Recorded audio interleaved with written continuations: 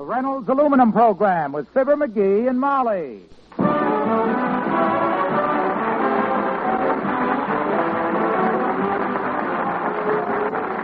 Reynolds Metals Company, makers of Reynolds Aluminum, presents Fibber, McGee, and Molly, transcribed with Bill Thompson, Gail Gordon, Arthur Q. Bryan, Jack Crucian, Paula Winslow, and me, Harlow Wilcox. The show is written by Phil Leslie and Keith Fowler and directed by Max Hutto, with music by the King's Men and Billy Mills Orchestra.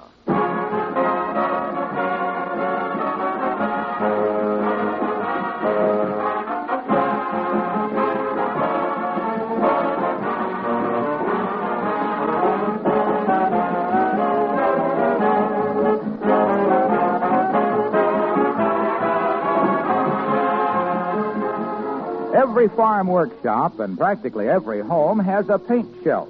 And there, right out front, handy to your reach, you should have a can of liquid aluminum. Because nothing protects and beautifies like liquid aluminum. With it, you brush or spray on a shining coat of armor, a coat of real aluminum. Brighten up your basement. Paint liquid aluminum on pipes, water pump, furnace, duct. They'll not only look bright, but they'll resist rust.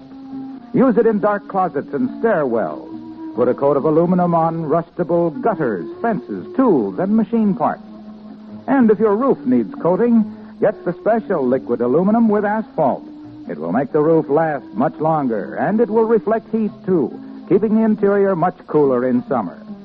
Look for liquid aluminum with its gleaming foil label at your paint dealers. Made by many leading paint manufacturers using Reynolds aluminum pigment.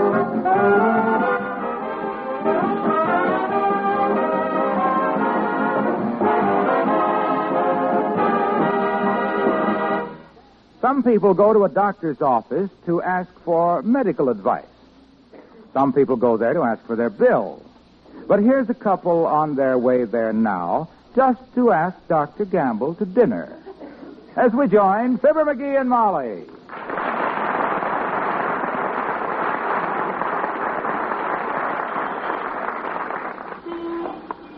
Well, I do hope Dr. Gamble can come tonight, McGee. Yeah, me too. I love to watch old Doc eat. He shovels food in like his face was a furnace, and he was a fireman on a fast freight. Well, he does appreciate good food. Hey, after we see Doc, kiddo, you can take the car on home, okay, huh? I got a lot of stuff to do downtown. Okay. What do you have to do? Well, I'm going over to the bank and straighten out our statement, for one thing. That'll take all morning. Oh, at least. Yeah. Last time I went to bat with them burglars with their mealy mouth and their grabby fingers, I showed them 5 big fat mistakes in the figures. Whose mistake? Mine. But they ain't going to bluff me, though. I'm going to walk in there and I'm going to say, now, look, McDonald, I'll say, here's Doc Gamble's office. Reception room is empty. I wonder if Dr. Gamble... Just have a seat now, will you? Oh, good morning, Molly. Oh, good morning, Doctor. Hi, bass fiddle middle. Hello, putty cheeks. If you scraped your finger getting pennies out of a gum machine again, don't come to me, because I warned you the last... No, Doctor. We just stopped by to ask you to dinner tonight. Yeah, steak and baked Idaho, stomach stuffer. Oh, will I take that, Molly? I thought he would. You may save my life yet if I live through the day. I'm really behind the 8 ball today. Ha! Stop bragging, fatso. The 8 ball ain't been built that's big enough for you to get behind. What's the matter? Oh, the receptionist didn't show up today. She's sick. Oh? Got 2 patients in the rooms back there. Appointment books fouled up. Keep running out to answer the phone. Believe me, it gets very confusing. I'll bet it does. I caught myself a while ago tapping the phone with a rubber hammer and screaming hello into Mr. Fogel's kneecap. I'm not sure I can take a whole day of it. Don't you have anybody who... Say now, how about me being your receptionist? Be glad to. You, Molly? I'm no nurse, but I can take your phone calls and keep your appointments straight. McGee's going to be busy downtown all day. Yeah, I got a busy day ahead, Doc, but Molly's got nothing to do. Molly, you are an angel. How can I ever thank you for... Hey, wait a minute. What'll this do to dinner? Oh, it's no trouble to broil a steak. I'll do it after we close the office. Ah, women are wonderful. Well, here's how we run this, Molly. Yeah? When I finish with a patient, they leave for the side door, you see? Yep. When I press the buzzer, you send the next one in. Fine, I'll be okay. Now you go on back to your patient. Great. McGee, I'll see you at dinner time. Okay, Doctor. And don't worry about her. I'll drive her home. Okay. We ought to be out of here by 5. Yes, Mrs. Cawthorn, I'm coming. Now you run along, dearie, and don't bother... What are you hanging your hat up for? I changed my plan. I'm going to stay here and help out. You don't think I'd desert an old friend like Doc in his hour of need, do you? Oh, well, now, you don't need to stay. Me run out on the dearest, truest, and by far the fattest friend I ever had? No, sir. Hey, I wonder what he keeps in this filing cabinet here. Now, McGee, don't prowl through the doctor's private file. I'm looking for my card. Always wondered what he writes down about me. Now, but, dearie, those are case histories. Ah, here we are. McGee S. You shouldn't be doing that. 1932, treated for mumps. Both sides. Hey, I remember that. I looked like an ostrich trying to swallow a football. Couldn't even talk. Ah, those were the good old days. What else does the card say? 1934, removed thumb from bowling ball. Yes, some fun. 1936, patient dislocated jaw trying to hold billiard ball in mouth to win a bet. 1. 1937, patient dislocated shoulder trying to remove vest without unbuttoning coat to win a bet. Lost. Follows the pattern, doesn't it? Yeah, well, I used to be quite an easy guy with a... customer. Good morning. How do you do? I'm Tomlinson, madam, chauffeur to Mr. John J. Saxfull. Oh? Oh, yes. Now, let's see here. Mr. Saxfull is due in this morning for his flu shot. Quite right. Did you bring him? No, Mr. Saxfull is busy this morning. I shall take his shot. My gosh, you take the old man's shots for him? Quite. Do you take them for him very often? Oh, yes, quite. Don't it make you pretty sore? Oh, quite. Well, you sit down over there. I'll call you when the doctor's ready. Thank you. Boy, these rich guys sure know how to keep well, don't they, kid? If you got plenty of help to take the shots for you, you can take 3 or 4 shots a day, and that way you don't feel a thing after each shot. Oh, it's Mr. Wimple. Oh, hi, Wallace. Hello, folks. Are you waiting to see the doctor? No, Miss Ogilvy isn't here today, and we're helping out. Well, the reason I came to see him, I was sitting up last night with a sick friend. Oh, my. Anyone we know, Mr. Wimple? I don't think so. He's a robin. A little red-breasted robin. He ate something yesterday that disagreed with him, and his little tummy is just in a state. Upset, huh? Oh, I certainly am. No, I'm... I had no luck curing him myself. I've heard that a hot toddy can settle the stomach, so I tried giving the little fellow a worm dipped in warm whiskey. Well, did the robin eat it? No, the whiskey seemed to affect the worm. When the robin gave it a peck, it reared up and slapped him bow-legged. My gosh, a bow-legged robin with an upset stomach does need a doctor. But I'm scared Doc's too busy today, though, Wimp. I don't think he could... Well, I'll try some more remedies. If I just knew what it was that the little fellow ate, maybe I could... What it ate? Don't all birds eat the same things?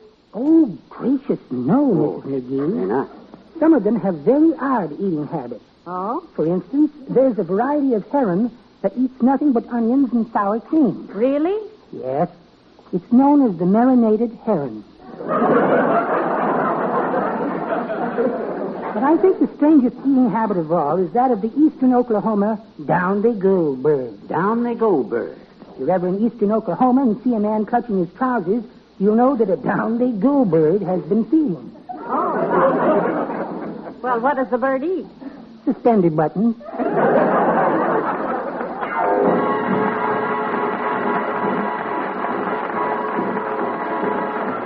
Billy Mills and the orchestra and the Pagan Love Song.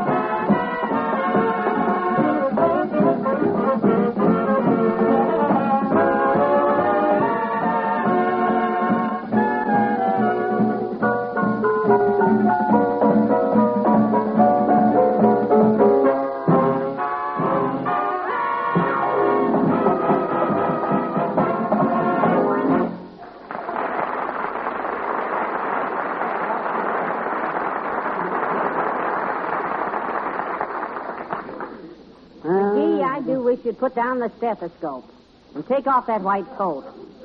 I'm not hurting anything with this white coat. Gee whiz, Doc don't need it. He's got another one. I know, but... I'll get it. I'll get the phone. Dr. Gamble's office. You want a what? Oh, you got the wrong place, lady. Better try a lumberyard. Yeah, maybe they'll buy him. What was that all about? Some silly dame called the wrong number. Said she wanted to get rid of a case of shingles.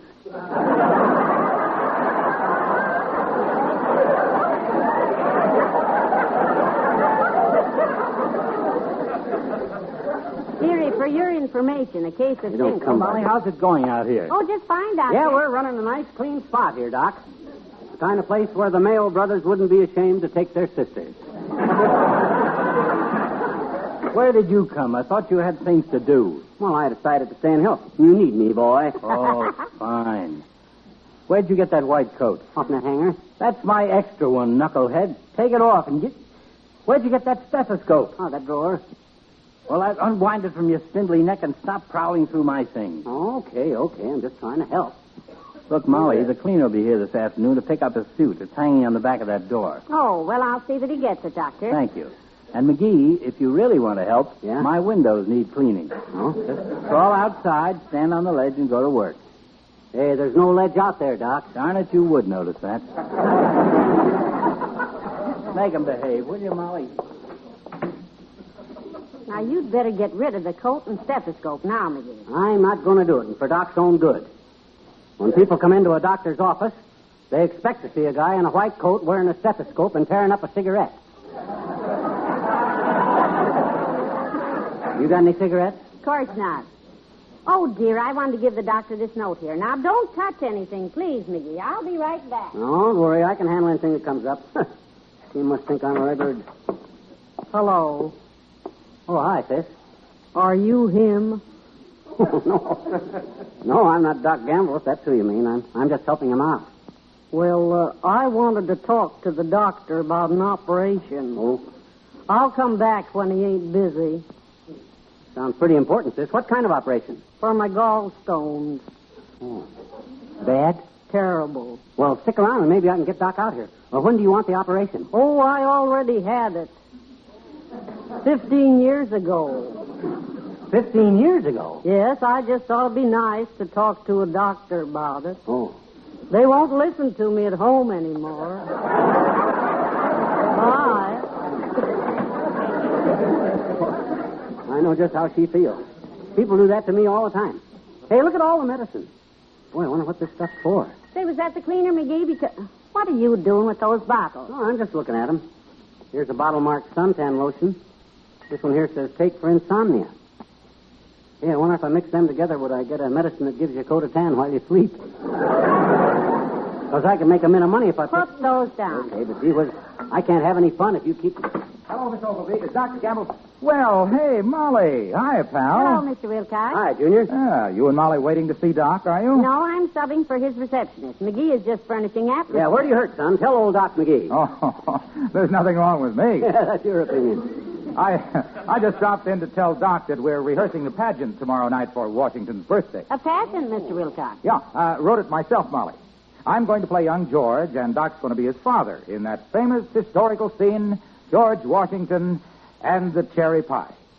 Well, I thought that was George Washington and the cherry tree. Yeah. Well, I've changed it just a little. Oh. Yeah, modernized it. Oh, I see. In my scene, young George brings his father a juicy, luscious cherry pie that he baked. Oh, yeah. Well, that is a slight change. Sort of like Napoleon delivering the Gettysburg Address. Well, anyhow, young George brings in this wonderful cherry pie, and his father asks him how he made such a perfect one. I cannot tell a lie, says young George. I did it with my Reynolds wrap. Why, you wrote this one all right. You really did. Well, George explains to his father how he put a sheet of Reynolds wrap, that pure aluminum foil, under the pie plate in the oven to catch any juice that bubbled over. And his father is just fascinated. It's a scene that really grips you. Did you say grips or gripes, Junior?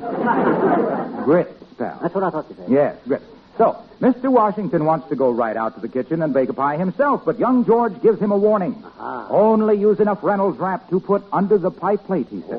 Don't line the whole oven with it, or even the bottom of the oven. You'll cut off the heat, he says. Should have cut off the dialogue. Boy, this is getting to be... Well, anyway, as the scene closes, we see the Washingtons, father and son, leaving for the Mount Vernon General Store to buy more Reynolds wrap, which comes in standard-size rolls and jumbo economy rolls, and also heavy-duty Reynolds wrap, half a yard wide. You like it, pal? Personally, I think I've got a hit on my hands. Personally, I think you ought to get a hit on the head. Nothing like that ever happened. Why, of course not. No. All that about the cherry pie and the aluminum is very interesting, but why didn't you write a scene about the cherry tree and the hatchet? Yeah. Well, for a very simple reason, Molly. The Reynolds people don't sell hatchets. So long now.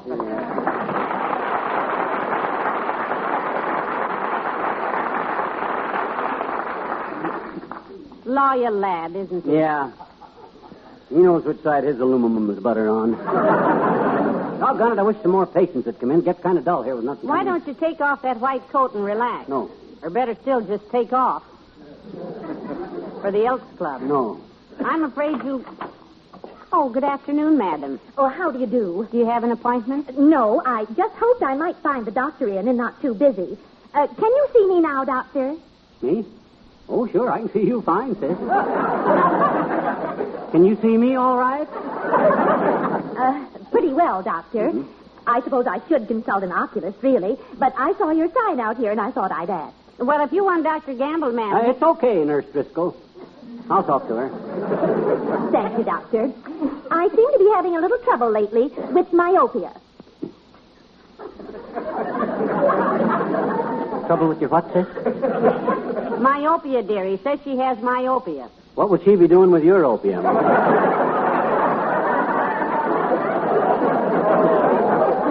She's got one of her own. Now, what seems to be the matter with it, sis? I say I have it, doctor. Have what? Myopia. Well, that's perfectly normal, sis. We all got them.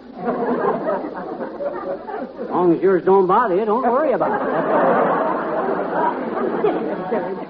I don't think you know what you're talking about. What? In fact, I don't think you're even a doctor at all. We didn't say he was a doctor. He's just The here to... sign on your door says doctor. Yeah, but... Dr. George Gamble, M.D. But... I'm going right to the newspapers with this, you phony. But... I'll have you run out of town, you fake. But... You can turn off your motor now, doctor. Sit down.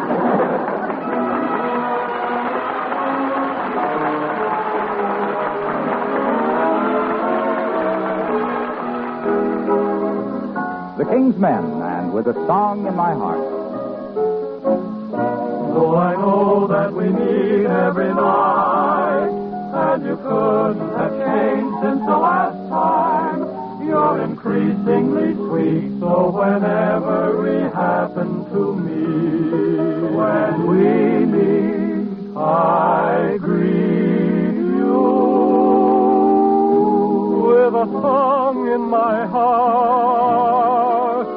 I behold your adorable face, just a song at the start. But it soon is a hymn to your grace, when the music swells, I'm touching your hand. It tells me you're standing near. At the sound of your voice, heaven opens its portals to me. Can I help but rejoice that a song such as ours came to be? But I always knew I would live like gold with a song in my heart.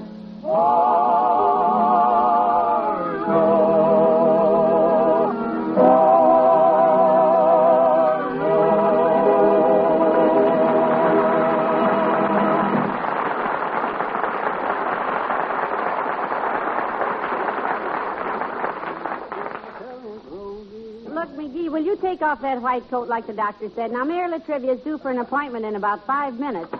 Hello, Miss Ogilvy. Will you tell Doctor that Why, Molly. Hello, Mr. Mayor. We were expecting you. Yeah, take off your coat, Latrivia. I'll check your pulse, blood pressure, and bank account. What goes on here? If you're taking over Dr. Gamble's practice, McGee, not on me, you don't.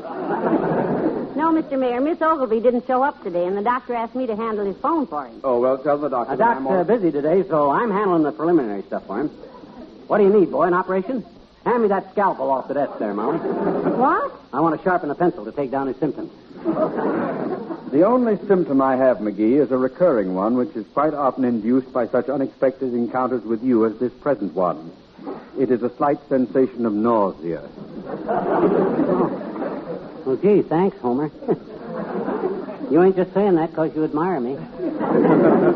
Believe me, I'm not. No. Now, Molly, is the doctor ready for me? Because I have about 40 minutes before an appointment with the governor. What you want to see the doctor about, Latriv? Oh, just a checkup. Oh, a checkup. Yes, I work hard, and I want to keep fit. You do look a little tired, Mr. Mayor. Oh, I'm not tired at all. I feel fine. I don't like his color, Molly. Think we ought to call Doc out here right away? Oh, no, he'll be all right until the doctor... What's the matter with my color? Oh, it's all right. If you like chartreuse. No, stop it. My secretary commented on my healthy coloring just as I left the office to come here. Oh? Really, Mr. Mayor? What'd she say? Well, she said, honey, you have a... Your Honor, she said. Oh. Those rosy cheeks just fascinate. Anyhow, I feel fine. So if you'll kindly tell the doctor... Molly did... Oh, there you are, Latrivia. Waiting for you. Oh, hello, Doctor. McGee, take off my white jacket. Oh, I'm I not told you once to take that off. I'm and not you putting it on. Put down that stethoscope. Molly, why don't you make him behave? Well, I'm trying to, Doctor. Doctor, if you please, I have a meeting at the Ritz Vista Hotel at 3 p.m. with the governor and his staff. It is now 2:20. Can we get started with my checkup? Oh, I'm sorry, Latrivia. Go inside. Yes, right. Say, Molly, if the cleaners aren't here in the next half hour, call them again, will you? Yes, Doctor. And if you can't keep little Warthead here out of trouble, I'll bring him a cone. Maybe that'll keep him quiet. An ice cream cone? No, an ether cone. Oh. Hello, Yeah.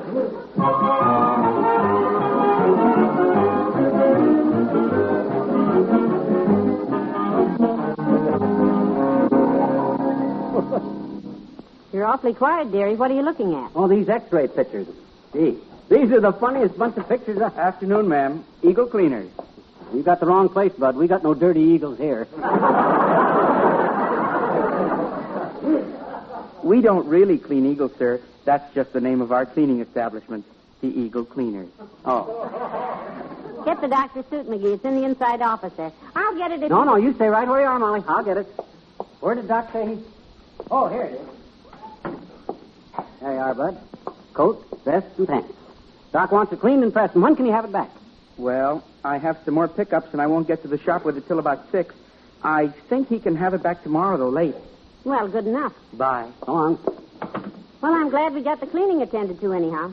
This is a fairly busy place. Yeah, but boy, have you kept track of the dough that old Doc's made today? He's had Latrivia in there going over him for over half an hour. That poor guy alone will get stuck for $100, maybe. Oh, money means nothing to the mayor. No? He'll come strolling out here in a few minutes in that blue pinstripe suit of his as dapper as you please, on his way to see the governor. Pinstripe suit? He did have on a pinstripe suit, didn't he? Yeah. You suppose he took it off in there? Well, they usually do for an examination, so I suppose... Help me out of this white jacket. Quick, that's it. Hand me my coat off of the desk there. Grab my hat. What? What's all this? Throw this stethoscope in the drawer. Get your hat. Come on, hurry up. What goes on? I got no time now. Have you seen the mayor's clothes? Don't answer, Molly. Don't You answer. don't mean... McGee? No. Bring me my suit. What did you do with my clothes? Don't you come out here looking for it, Homer. My wife is out here. McGee, you didn't. Yeah, I sent Latrivia's clothes to the cleaners by mistake. You coming? McGee, you can't run away. Yeah. The only decent thing to do is go in there and explain. No. McGee! Bring me my clothes! Well, come on, kiddo. I'll see you at home. Before I beat the living daylights out of you! McGee, wait for baby!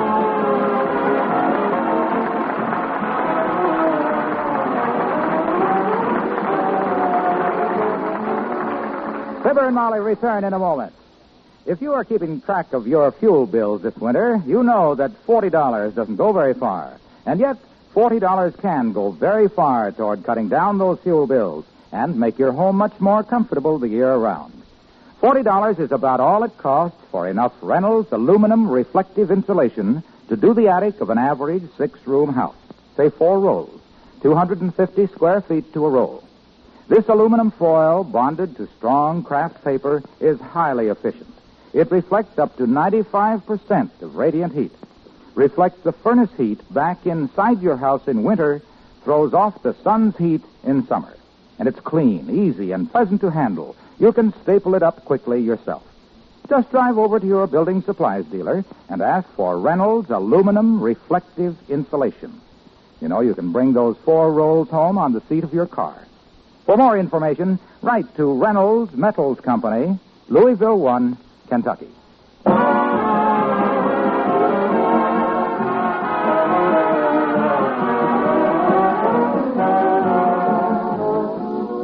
Did you see this story about Mayor Latrivia in the paper tonight, McGee? No, what to say? What to say?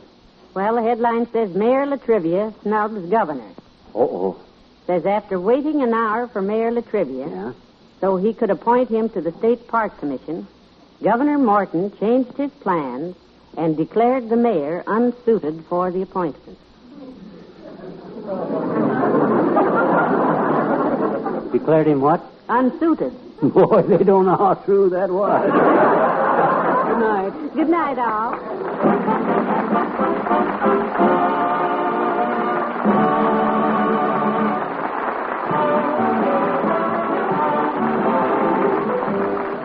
The Reynolds Metals Company, pioneers of progress through aluminum, brings you Fibber, McGee, and Molly each week at this time. Reynolds Aluminum also brings you Mr. Peepers, starring Wally Cox, on NBC television Sunday night. See your local paper for time and channel. And don't forget to be with us again next Tuesday night. Good night.